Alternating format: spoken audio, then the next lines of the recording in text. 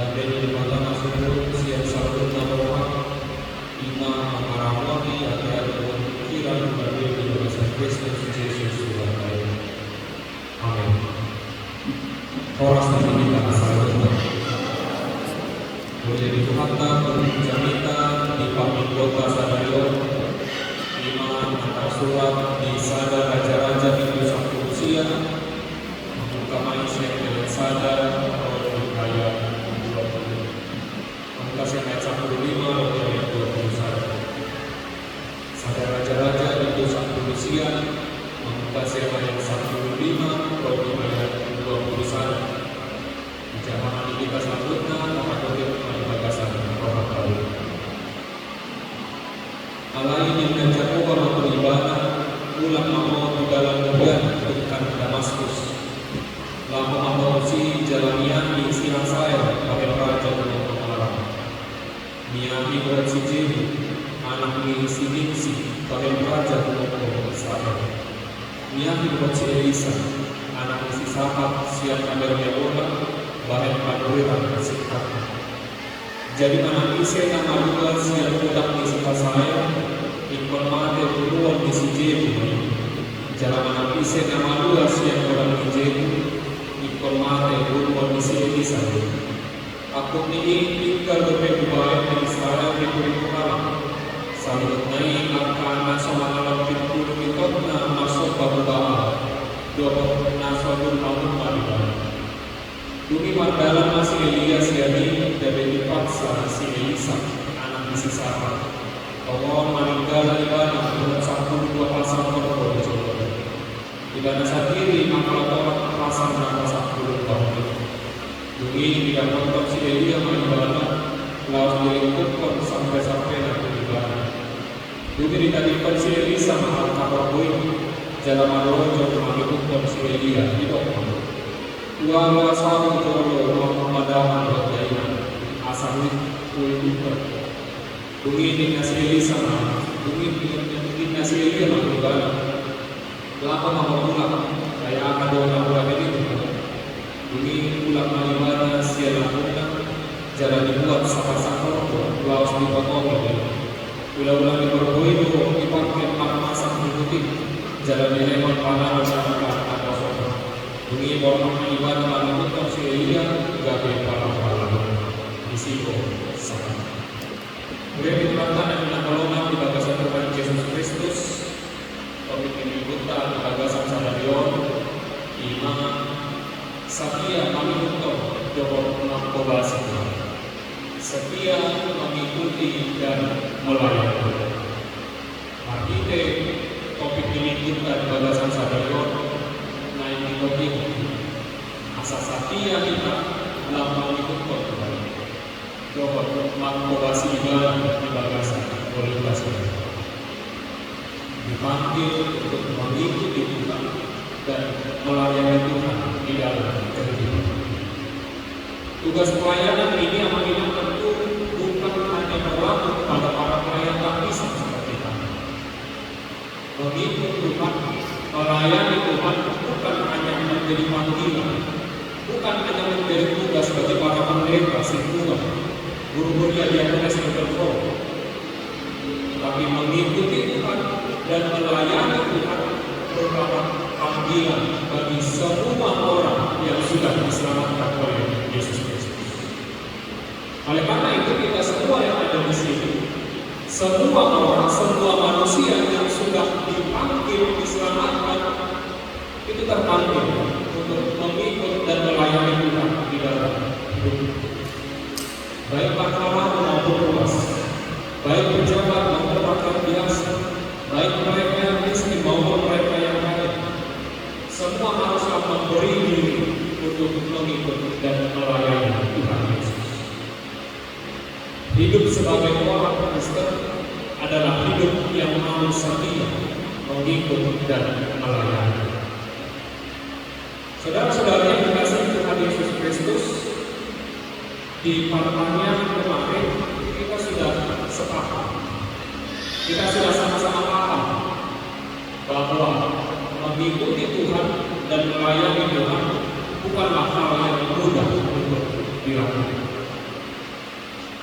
Tidak semua orang mampu untuk berkomitmen mengikuti Tuhan, apalagi melayani.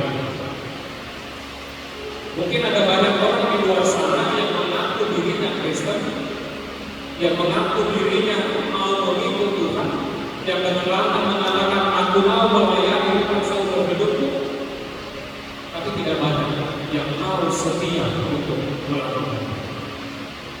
Mudah untuk mengatakan kita mau mengikut Tuhan, kita mau melayani Tuhan, tetapi tidak mudah untuk melakukan. Bahkan Tuhan Yesus pun tahu anak-anak. Dia sadar bahwa tidak mudah untuk mengikut Dia. Itu kenapa Yesus mengatakan kepada para murid-muridnya di Matius 16 ayat 24, setiap orang yang mau mengikut Aku, ia harus menyangkal dirinya. Kemudian ia harus memikul salibnya dan mengikut. Nah, sanadiyot mengikut Allah di swadha mandiri. Di posan masih yang lakukan dugi diikut Allah. Untuk mengikut Yesus ada salib yang harus dipikul. Salib karena berat tidak bisa dijinjing, tidak bisa ditempel, tapi harus dipikul karena memang salib itu sangat-sangat berat. Artinya memikul salib ada hidup yang berat, ada hidup yang susah, bahkan ada penderitaan yang harus dilalui untuk bisa benar-benar mengikuti Yesus. Bahkan tidak jarang penderitaan itu, kesusahan itu datang hanya kita berstatus sebagai orang Kristen. Penderitaan itu datang hanya karena kita mau mengikuti Yesus. Belum lama ini diberitakan ada anak kelas 2 SD di Riau yang dibully oleh teman-temannya sampai meninggal karena dia Kristen dan karena dia marah. Apa salahnya? Tidak ada salahnya, tapi dia harus menderita, termasuk kedua orang tua, termasuk keluarga, termasuk kita yang mendengar berita. Kita menjadi susah, kita menderita hanya karena status kita dan niat kita mau menjadi pengikut Kristus. Banyak orang yang dipersulit untuk naik jabatan misalnya. Banyak orang yang dipersulit untuk mendapat beasiswa misalnya, karena dilihat orang agamanya Kristen. Bahkan ada seorang kelompok yang mengatakan bahwa kita ini triple minority, 3 tingkat minoritas di Baikan. Sehingga jangan berharap katanya menjadi sesuatu di negara kita. Kita sudah Kristen, Batak, HKBP. Itulah triple minority yang ada di kita, yang harus kita rangkul, yang menjadi tanda kutip menjadi beban bagi kita sebagai pengikut Kristus. Banyak orang juga di luar sana yang masih harus dipersulit untuk bisa beribadah dengan nyaman, dipersulit untuk bisa memuji Tuhan, dipersulit untuk bisa berdoa. Bahkan di rumahnya sendiri pun dia diganggu ketika berdoa kepada Tuhan. Dan masih banyak contoh-contoh lain yang menjadi bukti bahwa mengikut Tuhan, melayani Tuhan bukanlah sebuah perkara yang mudah untuk dilakukan. Kalau saudara-saudari yang dikasihi oleh Yesus Kristus, sulit bukan berarti mustahil. Tidak mudah ya, tetapi bisa. Untuk itu melalui khotbah ini kita akan mengambil teladan, kita akan belajar dari 2 orang hamba Tuhan, yakni Elia dan Elisa, yang setia mengikut dan melayani Tuhan meski mereka harus menderita. Yang pertama kita akan belajar dari Nabi Elia. Nabi Elia adalah seorang pejuang iman yang luar biasa. Kenapa dikatakan demikian? Karena pada waktu itu raja yang memerintah di Israel adalah Raja Ahab. Raja Ahab dan istrinya yang bernama Isabel adalah raja yang paling kejam di sepanjang sejarah bangsa Israel. Ia tidak segan-segan melenyapkan, ia tidak segan-segan membunuh orang yang tidak sengaja. Ia tidak segan-segan menghukum orang yang tidak menuruti dia. Dan raja ini tidak percaya kepada Allah. Mereka yang menyembah dewa Baal. Dan dewa Baal ini juga yang dia paksakan untuk disembah oleh bangsa Israel. Kemudian datanglah Nabi Elia yang dengan berani menegur semua kejahatan yang dilakukan oleh raja dan istri. Dengan lantang Elia menyuarakan suara Tuhan, menyerukan supaya Allah bertobat, menyerukan supaya Allah berhenti berbuat semena-mena, menyuarakan supaya Allah berhenti menyembah dewa Baal. Dan dengan bantuan Allah, Elia juga berhasil mengalahkan seluruh nabi-nabi dewa Baal. Elia membuktikan kepada Israel bahwa hanya Allah saja yang layak dan patut untuk dipuji dan disembah. Akan tetapi apabila hal itu, keberanian Nabi Elia, komitmen Nabi Elia ternyata membuat Isabel dan raja tidak senang. Mereka menjadi gusar karena kekuasaannya diganggu. Mereka tidak senang ada orang yang mengingatkan mereka. Bahkan Isabel bersumpah bahwa ia harus membunuh Nabi Elia. Sebagai manusia, Elia bertakwa. Di situ imannya menjadi goyah. Ia ketakutan dan ia pergi bersembunyi ke gunung Horeb. Di sinilah ia berada pada titik terendah dalam diri. Ia mengalami krisis psikologis, ia mengalami krisis iman. Bahkan kalau kita baca di ayat 4, Elia mengatakan cukuplah itu sekarang ya Tuhan, ambillah yang lain. Dia hampir bersuci.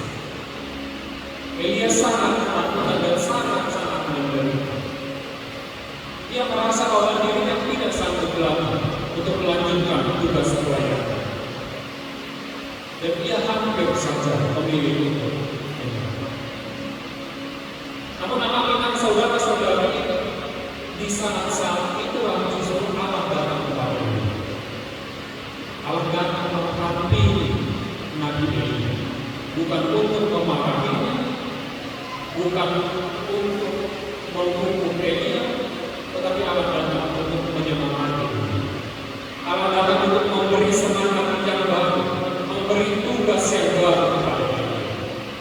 Di titik terendahnya ini, Allah memberikan kepada Elia satu kekuatan supaya Elia dapat bangkit dan Elia dapat terus melanjutkan tugas dan pelayanan.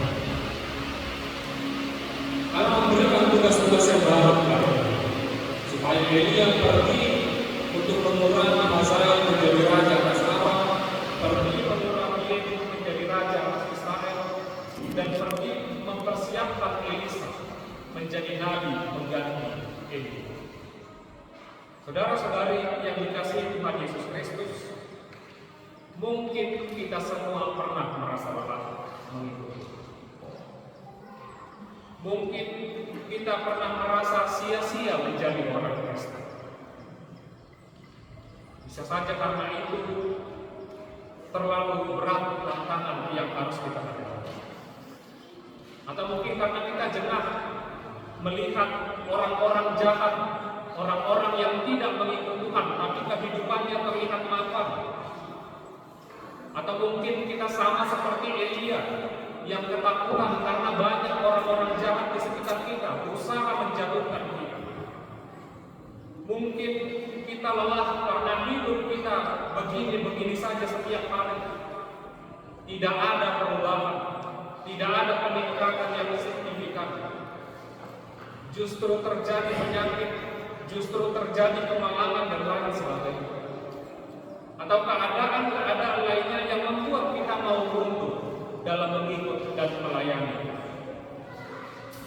Mengingat firman Tuhan hari ini mau mengingatkan kita untuk terus maju, mengikut dan melayani. Tidak ada kata mundur dalam mengikut, tidak ada kata menyerah dalam melayani, karena Tuhan pasti akan menguatkan setiap orang yang mau mengikut.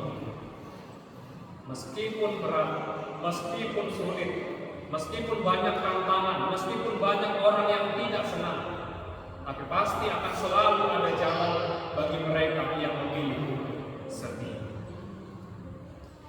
Oleh karena itu, sekalipun hidup kita penuh derita, sekalipun banyak orang yang memilih untuk pindah, memilih untuk mundur, sekalipun banyak orang jahat mengancam hidup kita, jangan pernah mundur dalam mengikut.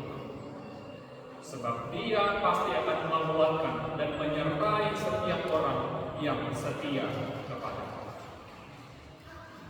Tokoh yang kedua yang bisa kita pelajari dan kita jadikan teladan dalam mengikut dan melayani Tuhan adalah Elisa. Setelah Tuhan memberikan kekuatan baru kepada Elia, kemudian Elia berangkat datang menjumpai Elisa. Elisa adalah seorang pemuda yang mapan pada saat itu. Di ayat 1 usia di orang di sini. Dungi mardalan masih Elia siani dan menjumpai si Elisa, anak isi Safat. Tomohon paninggala ibana dohon 12 pasang torbo di jolona. Ibana sendiri mamola-mola pasang napa 10. Adong 12 pasang torbo na.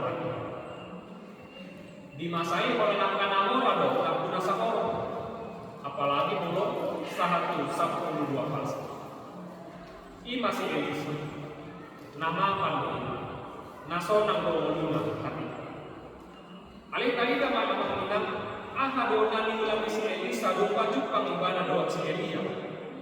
Di doa di sini dungi di dapur si Elia ma ibana, laos diluntukkan sampai nak ibana. Dungi di tadi kon si Elisa ma akahorboy, jalamar lojo mangikuton si Elia. Ketika Allah melalui Nabi Elia meminta Elisa untuk mengikut Tuhan, pada saat itu juga Elisa langsung meninggalkan semua ternaknya dan pergi untuk mengikut. Pada saat itu juga merojo ibadah mengikut Tuhan. Kalau sadar dari panggilan, asa dipalo asa ibadah berpamitan tunang oras asa borong. Jadi itu berpamitan ibadah umat orasan, borbat ibadah bagi Tuhan. Atau nama minang ahama, nawe budi kota siapa belum disini. Mengikut Tuhan haruslah dengan totalitas dan tidak boleh setengah-setengah. Mengikut Tuhan harus dengan totalitas dan tidak boleh setengah-setengah. Kita memang tidak diminta untuk menjual semua harta kita, kemudian pergi menjadi pendeta, menjadi guru kuliah oleh satu Bible, tidak. Karena justru dengan apa yang ada pada kita sekarang, kita bisa melayani Tuhan, kita bisa melayani sesama, kita bisa melayani gereja dengan apa yang ada pada diri kita sekarang. Kita juga tidak diminta untuk meninggalkan keluarga kita demi melayani Tuhan. Karena keluarga haruslah menjadi rekan kita dalam memuji dan melayani.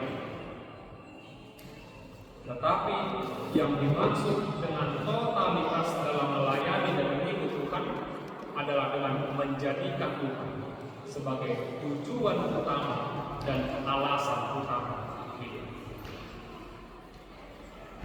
Jangan jadikan hartamu sebagai tujuan utama. Jangan jadikan keluargamu sebagai tujuan utama. Jangan jadikan pekerjaanmu sebagai tujuan utama. Dan jangan jadikan kesenanganmu sebagai tujuan utama. Tapi mari kita menjadikan Tuhan sebagai tujuan utama dan alasan utama dari hidup kita. Amin. Martanya. Maulia tema oleh Tuhan di kantor namputani kami di bagasan kantin dialog. Saya lihat di kami doa kami sumber nasib koi oleh Tuhan. Asa margo ko kami jalan isu tak mau kami di bagasan dialog. Oleh Tuhan maulia tema masyarakat sarapan jawabanku di salubut dengan bahasa di pangkalan yang di Korea mana. Kamu di Naburi Mandala dengan salubut kata aplikasi di bawah mana Korea mana. Dulu saya Mandala dengan usaha melakukan itu pada Korea mana. Arti kalau ini naung panen di minggu sampai. Maulia mana Tuhan saya akan ajarkan kami laku pakai platform di sektor yang baik. Jadi laporan yang masuk untuk hubungan sama-sama dengan Tuhan dituntut di pangkalan dan kuliah baik. Obat nama masing-masing, obat nama masa dengan pangkalan satu dengan obat. Kalian mana bahasa Tuhan dengan yang namanya seluruh kuasa dan batasan bahasa. Asih roham pamalu bahasa. Tanggal masa sakit siang ramatan nasidah. Asal gue di pas musim nasidah maka pulang komasi dan biasa mati kepada orang yang baru bisa. Aku ini luas orang merasa sungguh maka terosok orang yang kemudian diungkap nasidah rohana lawan menuju dan masalah orang kalian mendapat saluran kami kalian menyon saluran luas tutorial karena berulang tahun di batasan saluran di nanami di nandawa di sana di bawah tutorial menurut entry pada cerita song-song ini keluarga yang menangi dan berulang tahun membawa saya keluarga sangat juta yang harus maunya ada yang menentukan di umur yang baru mungkin saat untuk mengkolaborasi silakan bayi waktu mengajar dan doa komunikasi masuk-masuk makanan juga di tangan nasi dari masuk-masuk makanan di tempat kuliah asal tinggal makanan sahaja dari Tuhan pada Pak Kue dan awal dari sosoknya dari Tuhan bisa lubut keluarga kami dan orang sehat tidak akan mengingat nasi kamu atau korban masuk-masuk masa kipas nasi dari Tuhan lawan pulau kalian mengebahasa dikit di seluruh lain juga kurasi bisa bersama masalah kami di dalam orang bersama-sama. Yesus Kristus, maknanya